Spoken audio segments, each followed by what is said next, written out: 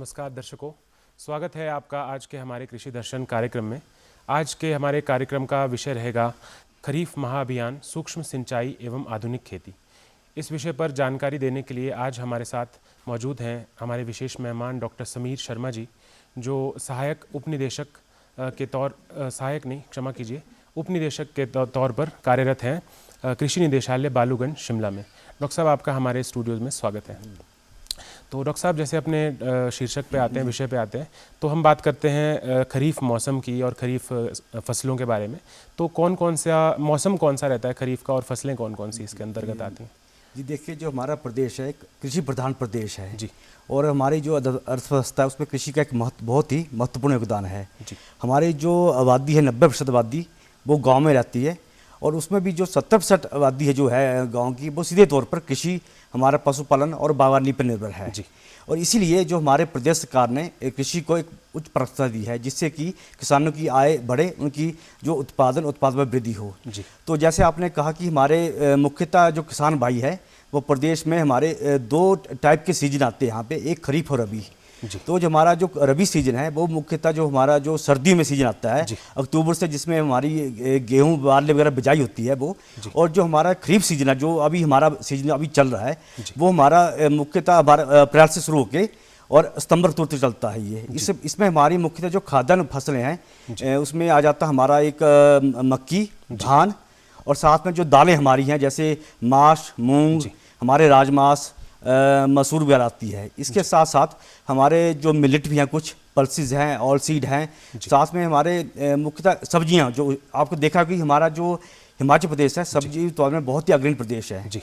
और इसलिए इसको हमारी जो यहाँ की जलवायु है वो बहुत ही अच्छी है, और इसी कारण इसको हमारा प्रदेश का इसको नेचुरल जो हमारा पॉलिश कहते हैं। तो जैसे हमारा भिंडी हुई, शिमला मिर्च हुई, बीन हुई, टमाटर हुए, और हमारे जो कुकुम्बर वगैरह, वो सभी प्रकार की सब्जियां जो इस सीजन में उगाई जाती हैं जी। डॉक्टर साहब, जैसे हम बात कर रहे हैं खरीफ सीजन की, तो हम इसमें बुआई हम करते हैं जून के आसपास जी। तो जी सर, इसके जब जो आने वाला खरीफ सीजन है, क्योंकि आने ही वाला है तो आप देख रहे हैं कि मौसम भी परिवर्तित हो रहा है तो क्या इसका कोई ऐसी समस्या है कि लेट शुरू होने वाला है, या इस बार क्या आप प्रिडिक्ट करते हैं अभी के लिए? जी देखिए, अभी तो बारिशें इस बार हमारा जो सीजन फरवरी मार्च में बारिशें बहुत कम रही जी। बट अब जो बारिशें फ्रिक्वेंटली आ रही हैं जी, तो हमारा अभी इस टाइम अभी तो हमारा कटाई चली है, जो गेहूं की है वो कटाई चली है हमारी। तो जैसे वो कटाई के उपरांत हमारा जो मई के लास्ट और जून में बुआई शुरू होती है हमारी मक्की की, और मक्की की मोस्टली, धान की थोड़ी लेट होती है, और दालों की। तो अगर हमारे जो सारा हमारा मोस्टली हमारा जो प्रदेश है वो नियर अबाउट 80% जो 75-80% हमारा रेल फेड है जी। वो किसान सीधे तौर पर बारिश पर डिपेंड रहते हैं। अब बारिशें अच्छी रही, ठीक रही आगे भी, तो निश्चित तौर पे बुआई ठीक टाइम पे होगी, अदरवाइज थोड़ा सा हमारे बुआई लेट हो सकती है।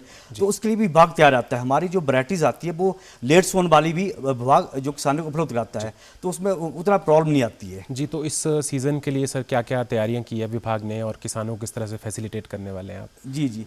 देखिए, इस बार विभाग ने जो हमारा खाद्यान्न उत्पादन है, हमारा जो है जो लक्ष्य रखा है एरिया में, जो 3,91,000 हेक्टेयर के आसपास जो हमारा जो लक्ष्य रखा है कि वो हम इस खरीफ सीजन में बुआई करेंगे। और जो हमारा जो इस बार उत्पादन का लक्ष्य है इस सीजन में खरीफ में, वो 9.5 लाख मीट्रिक टन के आसपास है। और देखिए, इसमें जो हमारा मुख्यतः 2 टाइप की फसलें इसमें हमारी जो है खाद्यान्न आती हैं। जैसे मक्की है, तो मक्की का हमारा 2,80,000 हेक्टेयर के आसपास होने लक्ष्य रखा है कि इसको हम इसमें बुआई करेंगे। और जो उत्पादन का लक्ष्य रखा हमारे वो 7.5 लाख मीट्रिक टन के आसपास है। इसी तरह जो धान है, धान हमारे मोस्टली निचले क्षेत्रों में काफ़ी, कांगड़ा में है, जैसे ऊना है, सिरमौर है, थोड़ा सा मंडी में भी है। तो हमारा जो इस बार लक्ष्य रखा हमने जो है 88,000 हेक्टेयर के आसपास जो हमारा एरिया के अंदर लाएंगे, और जो 2 लाख मीट्रिक टन इसका उत्पादन हमने लक्ष्य रखा है।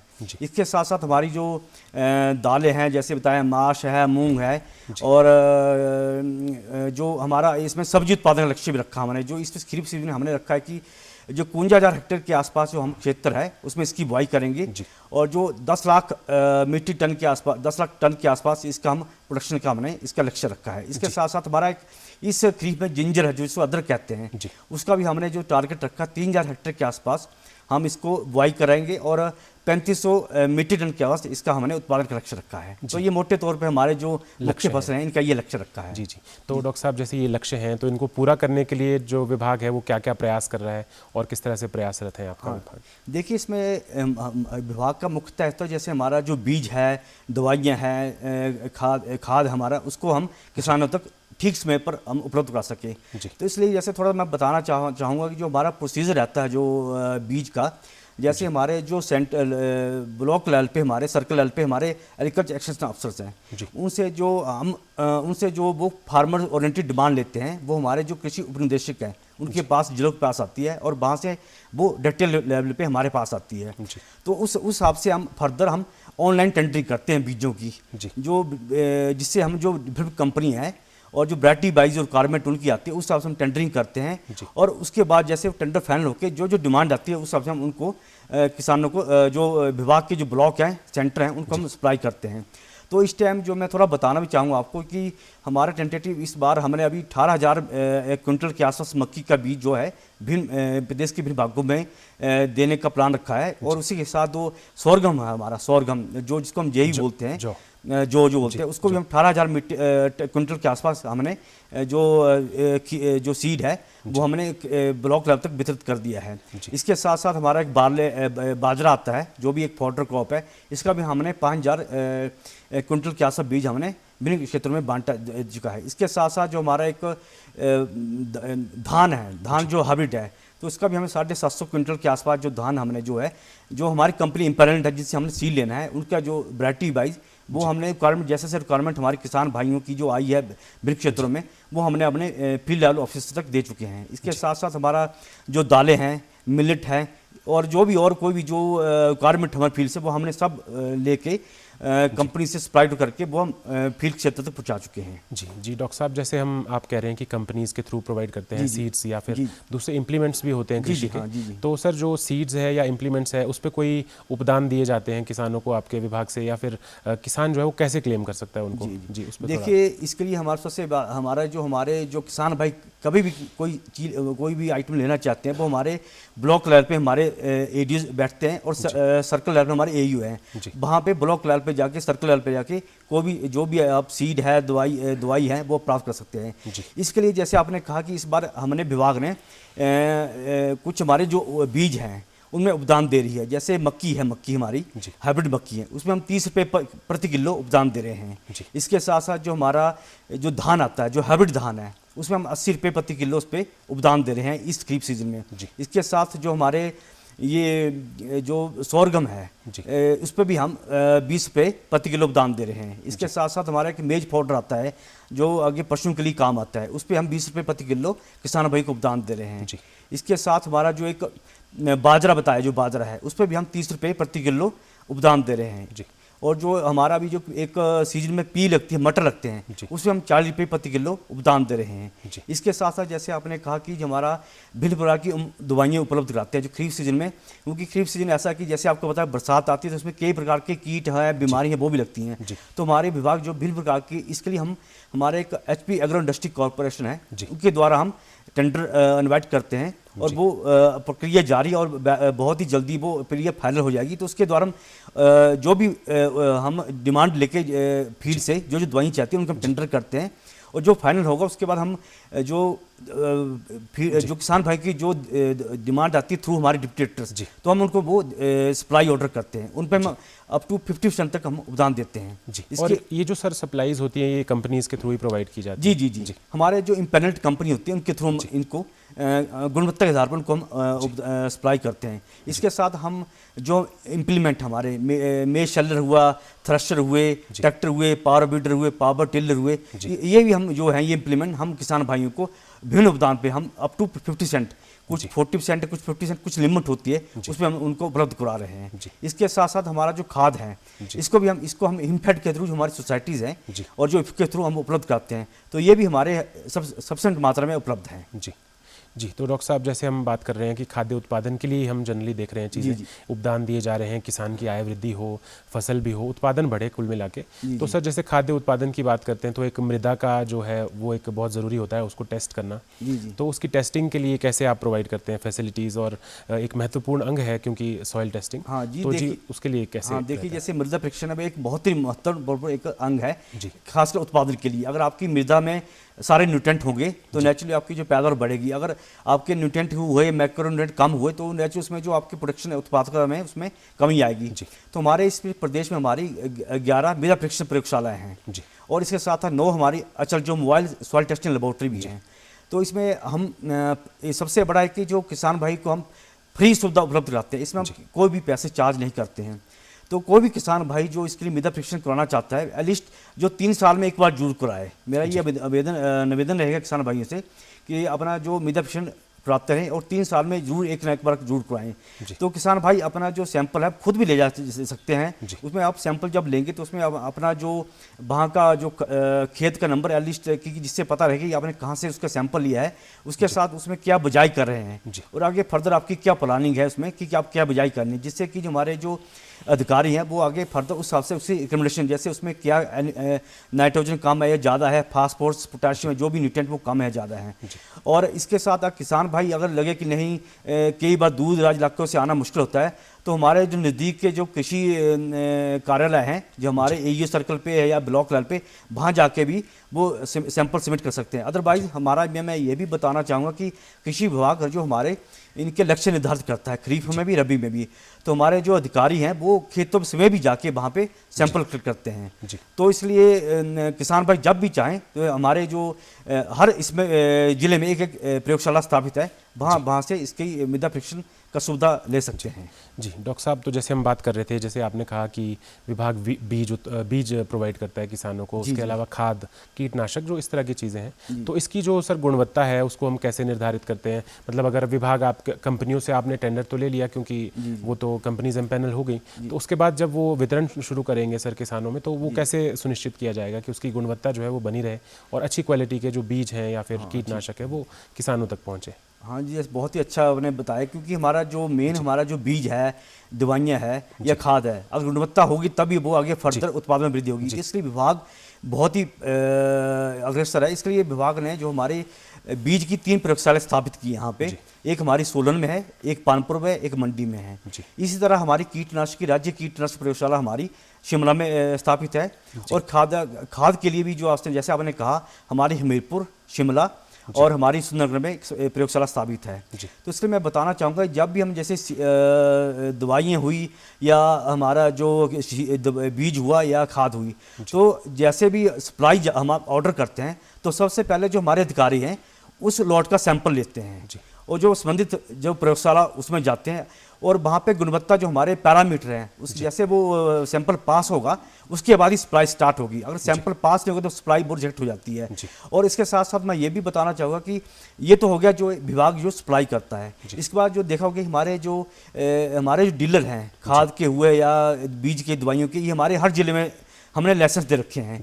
तो हमारे हर जिले में सीड इंस्पेक्टर, फर्टिलाइजर इंस्पेक्टर और जो है हमारे ये दवाइयों के इंस्पेक्टर, जो इंसेक्ट इंस्पेक्टर, वो नोटिफाइड कर रखे हैं। तो हमारे ये जो इसके हमारे खरीफ और रबी सीजन में हमारे इसके टारगेट भी फिक्स होते हैं। तो हमारे इंस्पेक्टर डेली हमारे मतलब ऑन रूटीन पर्पस पे रैंडम सैंपलिंग भी करते हैं और उनकी दवाई की गुणवत्ता भी जांच करते हैं, जिससे कि जो दवाइयाँ जो डीलर किसानों को बेच रहे हैं उनकी गुणवत्ता बनी रहे।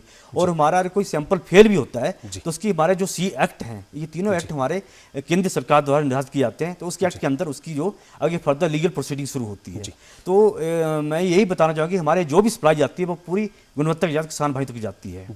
जी तो सर डॉक्टर साहब, जैसे ये बात करें हम कि ये तो आपने कहा कि फर्टिलाइज़र है या जो भी कीटनाशक दवाइयों की बात है, तो सर जैसे हम मैन्योर्स में बात करते हैं, जैसे किसान तो मुख्य तौर पे अपना गोबर ही इस्तेमाल करता है, जिसे FYM कहते हैं। तो उसके अलावा सर जैसे कुछ ऑर्गेनिक खादें आती है, जैसे जीवामृत है या कुछ इस तरह के कॉन्सेप्ट हमने देखे थे, तो ये किस तरह से होते हैं? क्या इनमें भी कोई उपदान है या दिए जाते हैं या फिर किसान इन्हें अपने आप बना सकता है? जी देखिए, जैसे आपको पता हो कि प्रदेश सरकार ने 2017-18 से एक प्राकृतिक खेती खुशहाल किसान योजना शुरू की है। इसमें ऐसा कि हमारा जो हिमाचल प्रदेश इसके लिए और काफ़ी अग्रसर रहा है। इसका मेन हमारा ये जो हमारा केमिकल है, केमिकल जैसे पेस्टिसाइड हुआ या खाद हुआ, इससे हमारे को नेचुरल फार्मिंग की ओर जाना है। तो इसके लिए हमारे जो बीज घन, जैसे आपने बताया घन बीजामृत, आग्नेयास्त्र, जीवामृत, इसके लिए हम इस पे इनको हम ये हमारा सारा ये घर में बनता है। जैसे इसमें गौमूत्र हुआ, गोबर हुआ, तो ये घर में बनाया जाता है और ये बहुत ही सस्ता पड़ता है। इसमें जो आपने कहा कि इसमें हमारा गाय, जो देसी गाय है, एक बहुत ही महत्वपूर्ण एक कंपोनेंट है। तो प्रदेश सरकार इस पे 25,000 रुपया इस पे सब्सिडी दे रही है देसी गाय पे, क्योंकि जो आपने जो हमारे बीजामृत हुआ, घन जीवामृत हुआ, जैसे बताया आपने, इसके लिए हमारे लिए देसी गाय ही मेन एक कंपोनेंट है। तो इस पे हम जो देसी गाय पे इस पे 25,000 रुपये इस पे सब्सिडी है, साथ पे 5,000 रुपया ट्रांसपोर्टेशन का भी सब्सिडी दे रही है। इसके साथ साथ जैसे आपने कहा कि जो ये बनाने हैं जीवामृत वगैरह, घन जीवामृत, इसके लिए हमारे जो किसान भाई को प्रदेश सरकार 750 रुपया प्रति ड्रम पे उपदान दे रही है, और किसान भाई 3 ड्रम इस पे ले सकते हैं। इसके साथ साथ गौमूत्र कचरा हटाने के लिए, जैसे जो गौशाला है, उसके लिए भी प्रदेश सरकार 8,000 रुपया जो गौमूत्र को उसके लिए इकट्ठा करने के लिए, उसको उस हिसाब से मैनेज करने के लिए उसमें उपदान दे रही है। जी हाँ जी। तो डॉक्टर साहब, जैसे एक बार जैसे हम जल की बात करते हैं अब कि जल की कमी हो रही है लगातार, तो एक संस्था है सर, अंतर्राष्ट्रीय जल प्रबंधन संस्थान, तो कुछ समय पहले इसने रिपोर्ट जारी की कि साल 2025 से 30 तक में जो है जल की संपूर्ण जल की कमी हो जाएगी, लगभग विश्व की 1/3 जनसंख्या। तो सर जल प्रबंधन के लिए जब हम बात करते हैं, तो क्योंकि कृषि में तो सिंचाई की आवश्यकता है, तो सर माइक्रो इरिगेशन जिसे हम कह रहे थे, सूक्ष्म सिंचाई जो हमारा विषय भी है, तो उस पर सूक्ष्म सिंचाई के बारे में सर बताएं कुछ, और कैसे करेंगे, और वाटर कैसे, मतलब पानी को कैसे बचाती है। हाँ, देखिए आपने जैसे बहुत ही अच्छा ये क्वेश्चन उठाया है, क्योंकि आप देखा हमारा जो मैं पहले कहा कि प्रदेश में हमारा मोस्टली जो फार्मर है वो हमारे वर्षा पे ही निर्भर है, और हमारा हार्डली अभी 20-25 से 30% हमारा खेती जो है जहाँ पे इरिगेशन फैसिलिटी है। तो इसके लिए प्रदेश सरकार ने कुछ योजनाएं भी चलाई हैं, जैसे जल से कृषि को बल योजना। इसमें हमारा जो प्रदेश सरकार जो सामुदायिक स्तर पर 100% जो है जो इस पर उपदान दे रही है सामुदायिक स्तर पर। इसमें हमारे किसान भाई चेक डैम और हमारा जो है पॉन्ड वगैरह से उसका बना सकते हैं। इसके साथ साथ हमारा जो एक फ्लो इरिगेशन स्कीम है, इसमें बहाव सिंचाई योजना कहते हैं, इसमें हमारी जो कुल्ले हैं, जैसे प्रदेश में देखा बहुत सारे क्षेत्रों में हमारे कुल्लों पे आधारित है, तो उसमें जो हमारी पुरानी कुल्ले हैं उनको रिनोवेशन करने के लिए, और जो हमारी नई कुल्ले हैं उन पर भी जो सामुदायिक स्तर पर 100% उपदान दे रहे हैं। इसके साथ साथ हमारी एक प्रधानमंत्री कृषि सिंचाई योजना चली हुई है, इसमें भी हमारे जो चेक डैम हुए हमारे और पॉन्ड वगैरह बनाने पे भी उपदान दे रही है। तो इसके लिए जैसे आपने कहा कि किसान भाई इनके द्वारा हमारा जो सूक्ष्म सिंचाई है, इसमें हमारे ड्रिप हुआ, स्प्रिंकलर हुआ, इसके द्वारा हम सूक्ष्म सिंचाई का उपयोग कर सकते हैं, और इसमें हमारी जो कमी पानी है बहुत ही कम चाहिए, बहुत इसके। तो जैसे मैंने कहा कि जैसे हमारे चेक डैम बनेंगे, या जैसे जो स्कीमें बताई, इसके द्वारा किसान भाई अपना सूक्ष्म सिंचाई के द्वारा जो है इसमें ड्रिप स्प्रिंकलर लगा के इसमें अपने इरिगेशन कर सकते हैं। इसके द्वारा इसमें एक सबसे बड़ा फैक्टर ये रहता है कि हमारा जो ड्रिप भी एक ड्रिप इरिगेशन है, तो कमी पानी बहुत कम लगेगा, और जो ड्रिप इरिगेशन के द्वारा भी जो उसके जो प्लांट टू प्लांट ड्रिप जाता है उसमें जड़ों तक पानी जाएगा, तो उसमें आपके वो एक नियर अबाउट 30-40% जो पानी की जो वेस्टेज वो कम हो जाती है। तो इसके द्वारा जो प्रोडक्शन है हमने ये भी देखा कि इसके द्वारा उत्पादन में भी काफ़ी वृद्धि आई है, तो किसान भाई इनका फायदा उठा सकते हैं। जी, तो सर इसी केस में हम देखते हैं सर कि जैसे हम प्रिसीजन एग्रीकल्चर की आजकल एक टर्म जो है वो काफ़ी प्रचलित है, प्रिसीजन एग्रीकल्चर, तो उसमें सर जैसे बात करते हैं ड्रिप इरिगेशन है, उसको आप ऑटोमेटेड सिस्टम से आप उसको ऑन कर सकते हैं, ऑफ कर सकते हैं। तो इस क्षेत्र में सर सूचना और प्रौद्योगिकी क्षेत्र की हम जनरली बात कर रहे हैं, तो इस क्षेत्र में आपका जो विभाग है वो क्या कर रहा है, और किसानों के लिए इसमें क्या एडवांसमेंट्स हुई हैं? कि जो सूचना प्रौद्योगिकी आज के परिवेश में बहुत ही महत्वपूर्ण योगदान है। तो हमारा भी जैसे मैंने हमारे जैसे बताया कि हमारे प्रदेश सरकार भिन्न प्रकार की योजना चला रही है, तो प्रदेश सरकार ने अभी जो हमारी 5 योजनाएं हैं इसको हमने ऑनलाइन कर रखा है, जिससे कि कुछ फार्मर बेचारे होते हैं कि बहुत दूर दराज से आते हैं, उनको नहीं आ पाते सर्कल ब्लॉक लेवल पे, तो हमने 5 स्कीम में जो ऑनलाइन कर रखी है, तो किसान भाई अपने मोबाइल से भी उसको कर सकते हैं, या नज़दीक के जो हमारे कॉमन सर्विस सेंटर लोक मित्र केंद्र हैं उनके द्वारा अप्लाई कर सकते हैं। जिसमें हमारी स्कीमें जैसे हमारी एंटी हेल्थ स्कीम है, सोलर फेंसिंग स्कीम हमारी, मुख्यमंत्री जो हमारी ये जो पोरी हाउस की स्कीम है, और हमारा राज्य कृषि यंत्रीकरण जिसमें हमारे जो इम्प्लीमेंट है वो दे रहे हैं, ये सारा हमारा एक एग्री डीबीटी पोर्टल है, जैसे उसका नाम है agridbt.hp.gov.in, उसके द्वारा इस पर अप्लाई कर सकते हैं। तो इसमें सबसे बड़ा फायदा है कि इसमें फर्स्ट कम फर्स्ट सर्व है। जैसे कई बार हमारा फील्ड से ये भी हमारे को कमेंट आती थी कि जी किसी पहले को फायदा दे दीजिए, मैं पहले आया था मेरे को रह गया। तो इसके द्वारा जब भी किसान भाई इस पर अप्लाई करेंगे तो वो उस पर उसकी सिनोटी आ जाएगी। तो जैसे जैसे नंबर आता रहेगा उस हिसाब से उस पर उसको फ़ायदा मिलते रहेगा। इसके अलावा हमारा एक केंद्र सरकार का एग्री मशीनरी पोर्टल है, उसके द्वारा हमारे जो ट्रैक्टर हुए, पावर बीडर हुए, पावर टिलर मशीन, जो स्प्रेयर हुए, बड़े बड़े इंप्लीमेंट, उसके द्वारा भी वो वहाँ पे अप्लाई करके इसका फ़ायदा उठा सकता है। इसके साथ साथ जैसे आपने कहा कि सूचना प्रौद्योगिकी का हमारा एक किसान SMS मैसेज है, उसके द्वारा हमारे कोई 7 लाख किसान इसके साथ जुड़े हुए हैं। तो हमारे जो प्रदेश स्तर पे जो हमारे अधिकारी हैं उनके द्वारा वो मैसेज हम उनको देते हैं। तो जो हमारी सूचना है, जैसे फसल से संबंधित सूचना हो या कीटनाशक संबंधी सूचना, जो कीट या बीमारी से रिलेटेड सूचना, उनको समय समय उपलब्ध करते हैं। जी, तो आधुनिक कृषि के अंदर ये सारे कंपोनेंट्स हैं हम देख रहे हैं। तो डॉक्टर साहब, जब हम बात वापस करते हैं अपनी क्रॉप्स की, तो आजकल जैसे खरीफ सीजन आ रहा है, तो उसमें सर क्या क्या सावधानियां रखनी चाहिए किसानों को अपने यहाँ? जी देखिए, जैसे हमारा जैसे पहले कहा कि हमारा खरीफ सीजन है मोस्टली हमारा वर्षा आधारित है। तो इसमें हमारे सबसे बड़ा ज़्यादा प्रॉब्लम मोस्टली आती है जैसे कीट पतंगों की, बीमारियों की। तो हमारा एक मेजर जो बीमारी आती है, जैसे मक्की में मेज फाल आर्मी वर्म कहते हैं, लास्ट मतलब कुछ साल से 2-3 साल से काफ़ी प्रॉब्लम आ रही थी, बस लास्ट ईयर से हमने इसमें काफ़ी हद तक इसमें कंट्रोल किया है और लास्ट इस वजह से हमारा प्रोडक्शन अच्छी रही। तो इसमें हमारा एक दवाइयाँ जो है विभाग से इस पर जो इफेक्टिव दवाइयाँ वो इसमें प्रदान करता है। इसके साथ साथ कई बार किसान भाइयों को मेरा ये भी निवेदन रहेगा कि कई बार बारिश बहुत हो जाती है तो वाटर लॉगिंग की प्रॉब्लम हो जाती है, तो किसान भाई प्रॉपर वो वाटर का भी जो निकालने का उसको निकालते रहें। साथ साथ मेरा सबसे बड़ा एक निवेदन रहेगा कि किसान भाई जब भी कोई प्रॉब्लम आए या किसान कोई भी खेतों से रिलेटेड, कोई भी बीमारी से रिलेटेड, स्कीम से रिलेटेड कोई भी इन्फॉर्मेशन चाहे, तो हमारे किसान कॉल सेंटर है जिसमें हम 7 डेज वीक चलता है, सुबह 6 बजे से रात को 10 बजे तक सूचना उपलब्ध करती है। और ये हमारा सोलन में स्थित है, जो उसमें 1800-180-1551 1800-180 और 1551 इस नंबर पे कभी भी किसान भाई मोबाइल हुआ, लैंडलाइन हुआ और किसी भी मोबाइल से, मतलब किसी भी सर्विस से, चाहे वो BSNL हुआ, रिलायंस हुआ, एयरटेल हुआ, चाहे वहाँ पे कॉल कर सकते हैं और वो अपनी समस्या का निदान पा सकते हैं। जी, और ये जाहिर है फ्री जी हाँ, ये फ्री है ये, और 7 दिन चलता है, सुबह 6 बजे से लेके आप रात को 10 बजे तक कभी भी कॉल कर सकते हैं। जी, तो सर डॉक्टर साहब, इसके बाद बात आती है कृषि विविधीकरण की। तो विविधीकरण पे आप कैसे प्रोत्साहित करते हैं किसानों को और क्या है विविधीकरण? हाँ देखिए, जैसे हमारा खास विविधीकरण में से जो हमारा प्रदेश है, हमारा जो क्रॉप डाइवर्सिफिकेशन है, जैसे ऑफ सीजन वेजिटेबल की और उसके लिए ज़्यादा अग्रसर हो रहा है। तो इसके साथ साथ आपने देखा हमारा लास्ट ईयर से हम 2 साल से हम एक योजना और चला रहे हैं, किसी से संपदा योजना। इसमें हमारा हींग और केसर को हम बढ़ावा दे रहे हैं। तो हमारे जो 5 डिस्ट्रिक्ट ड्राई, जैसे हमारा कुल्लू, चंबा, लाहौल स्पीति, किन्नौर, इसमें इस योजना को चला रहे हैं क्योंकि इससे जिससे कि किसानों की आमदनी बढ़े। और जो आपने जैसे कहा कृषि विविधीकरण, इसमें हमारा एक इस साल से हमारे एक जापान इंटरनेशनल कॉर्पोरेट एजेंसी के सहायता से एक हिमाचल प्रदेश फसल विविधीकरण प्रोत्साहन योजना चला रही है। और ये पूरे प्रदेशों में, पहले ये हमारे 5 जिलों में थी और इस साल से हमने पूरे 12 जिलों में चला रहे हैं। और इसके अंतर्गत हम जो फसल विविधीकरण है उसको बढ़ावा दे रहे हैं और ये 1000 करोड़ का प्रोजेक्ट है ये। और इसमें हम जो हमारा मार्केटिंग सिस्टम होगा, फसल उत्पादन, जो हमारा सब्जी उत्पादन पे है, हमारा ट्रेनिंग कम्युनिटी, सब इसमें कवर होगा। और इसके साथ साथ हमारा जो भिन्न प्रकार की हमारा जो सब्जियां हैं, जिसमें जो किसान भाई जिसको डिमांड रखते हैं उसको हम भिन्न स्कीमों के द्वारा भी हम किसान भाई को उपलब्ध करा रहे हैं। जी, और सर जैसे हम जानते हैं कि इस साल को मोटे अनाज के वर्ष के रूप में भी मना रहे हैं, तो इसके लिए भी क्या प्रोत्साहित कर रहे हैं किसानों को आप? जी, इस साल जैसे आपने कहा मोटे अनाज के, इसलिए हमने इंटरनेशनल ईयर मिलेट मना रहे हैं। तो इसलिए हम जगह जगह हम इसको ऑर्गेनाइज कर रहे हैं।